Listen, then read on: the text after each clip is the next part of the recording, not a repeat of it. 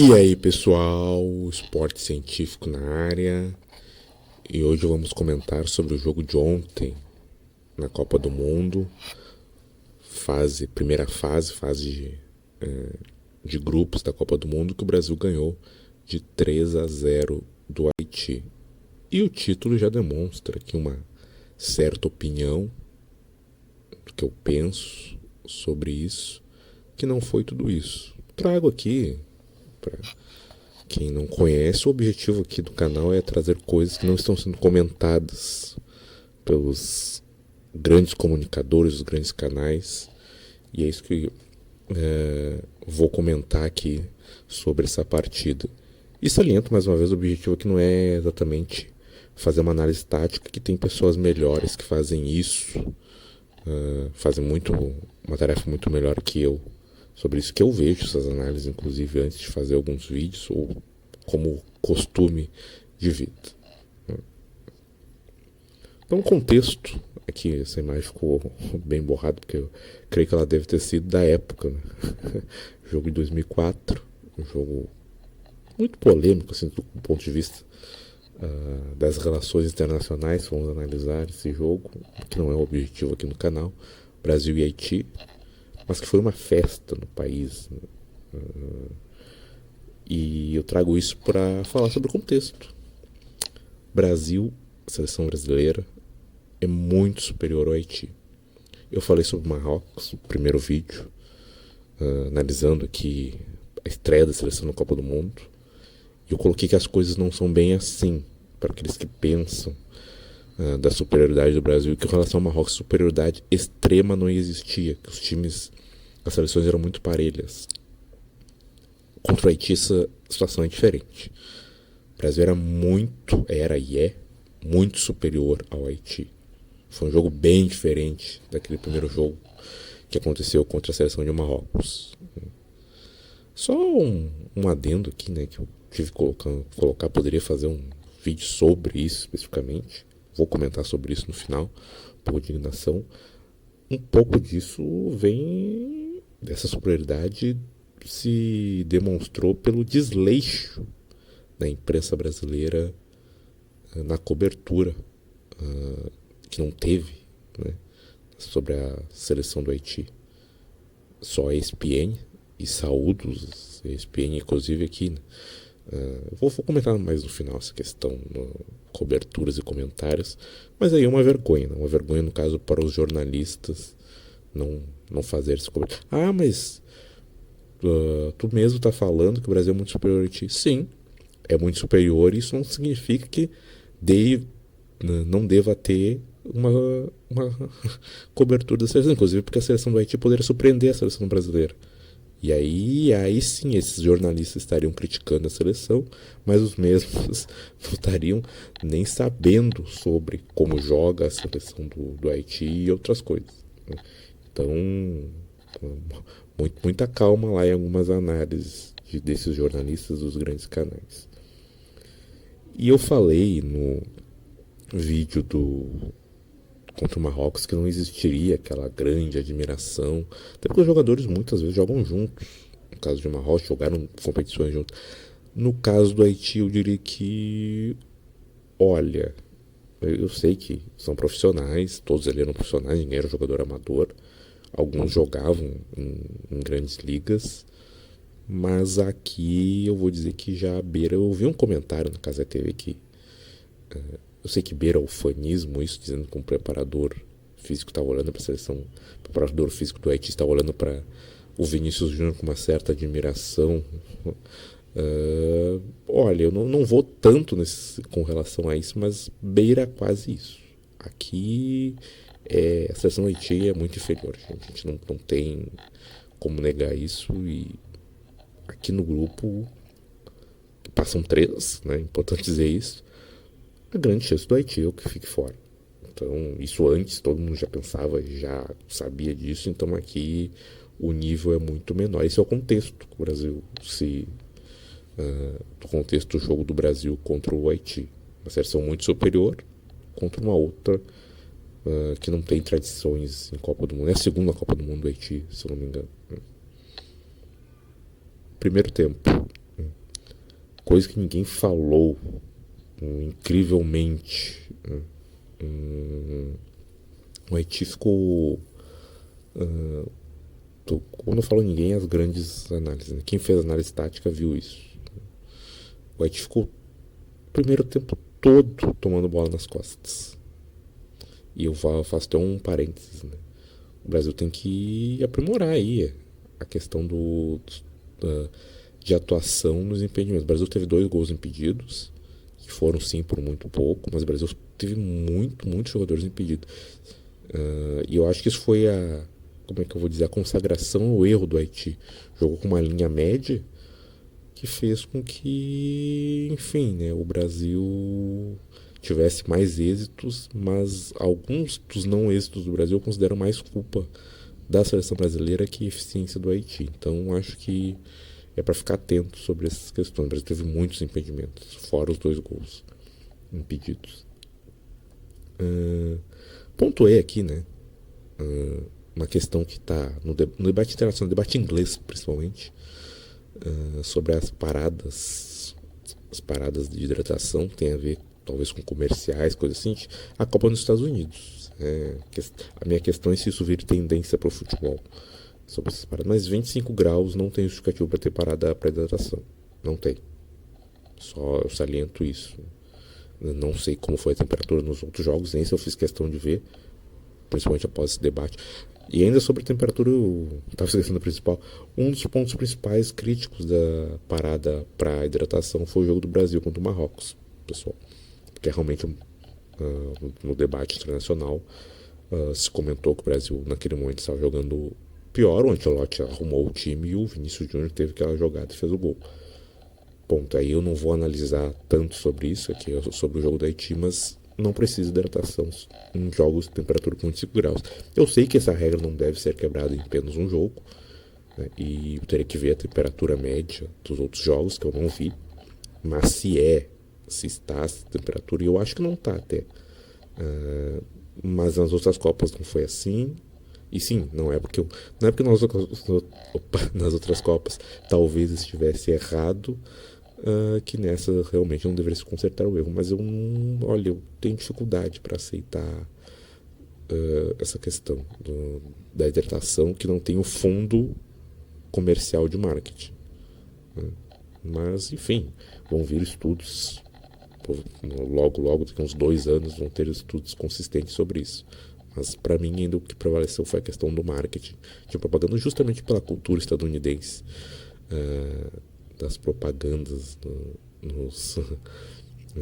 na NBA, no futebol americano, enfim.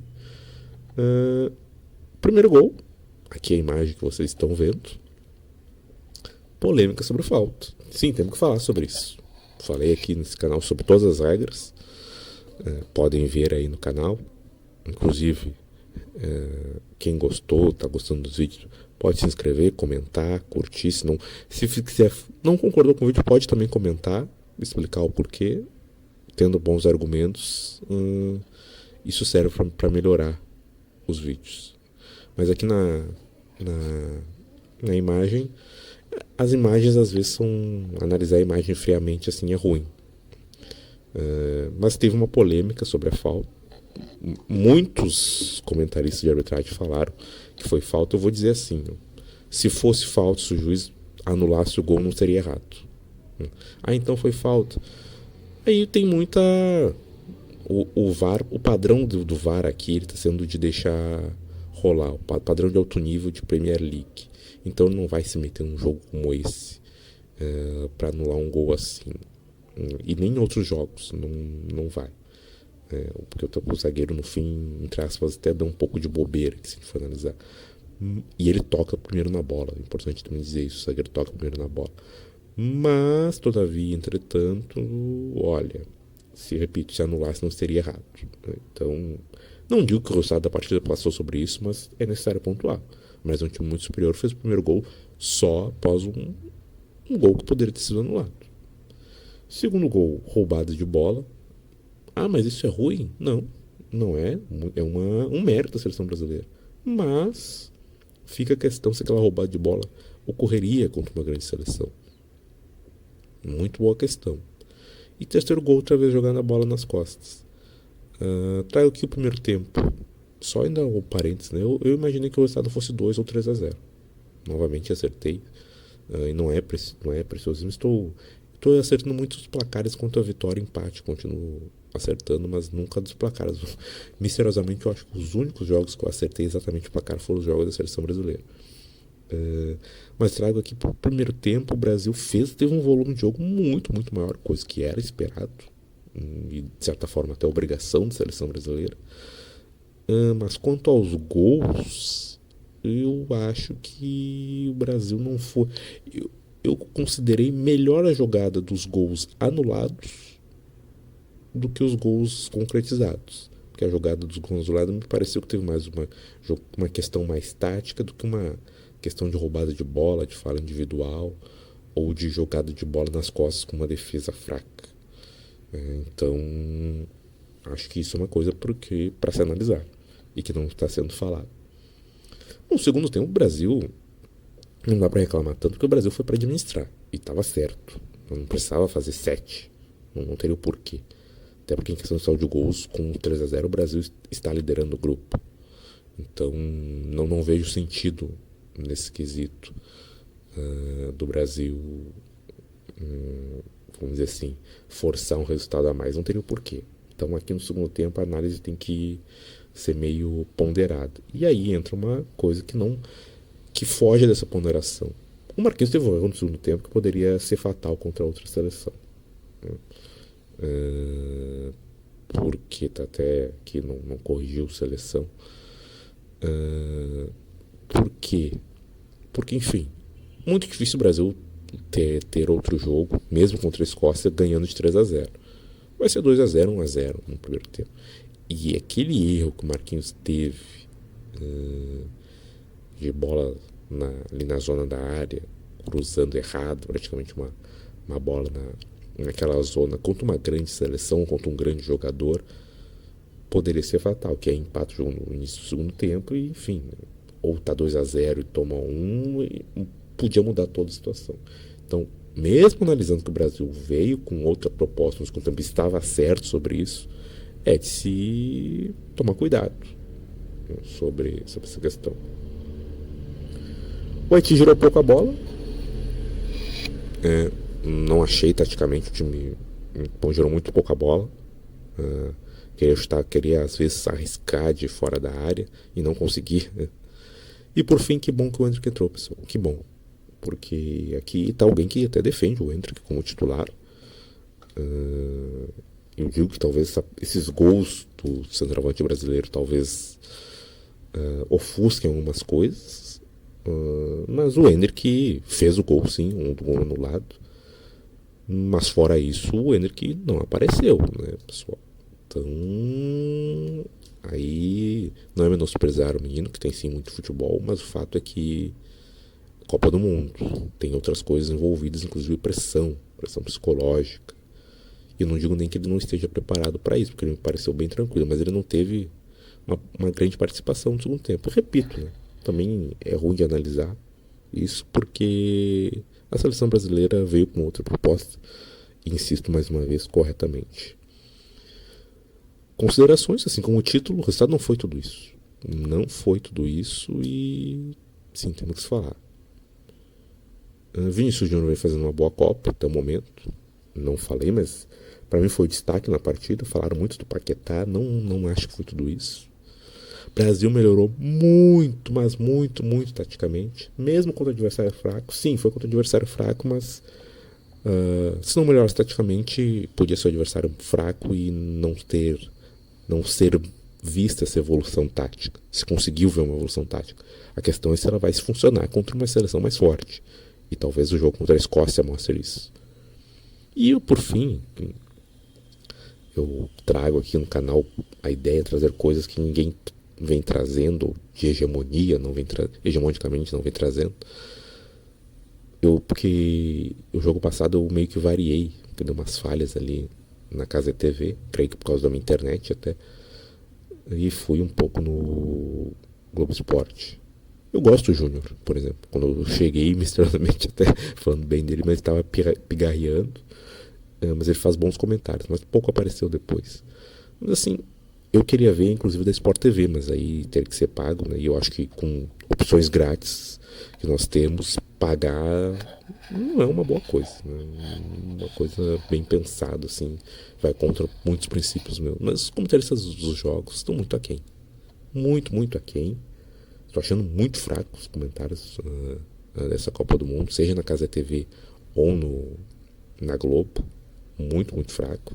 Eu gostei da Globo que parece que por eles estarem no estádio, claro, os repórteres estão, mas parece que tem uma equipe, parece que tem até por profissionalização, algo que soa um pouco melhor, né? E a Casa TV vem se aprimorando nisso.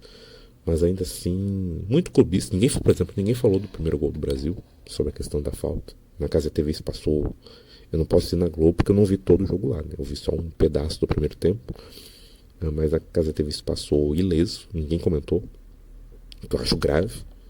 Eu sei que todos ali estão torcendo para a seleção brasileira, mas não podemos fugir da verdade. Ao menos levantar essa questão.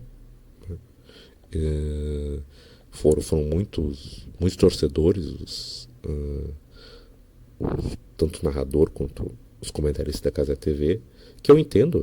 Isso é uma tradição, inclusive, iniciada pela Globo. Não estou aqui para elogiar a Globo, mas que, em questão de comentários, análise tática, achei fraco. Essa aqui, sei lá qual Copa do Mundo é, mas eu vejo, repito, eu já falei, eu vejo jogos da Copa de 70 para cá, eu vi todos.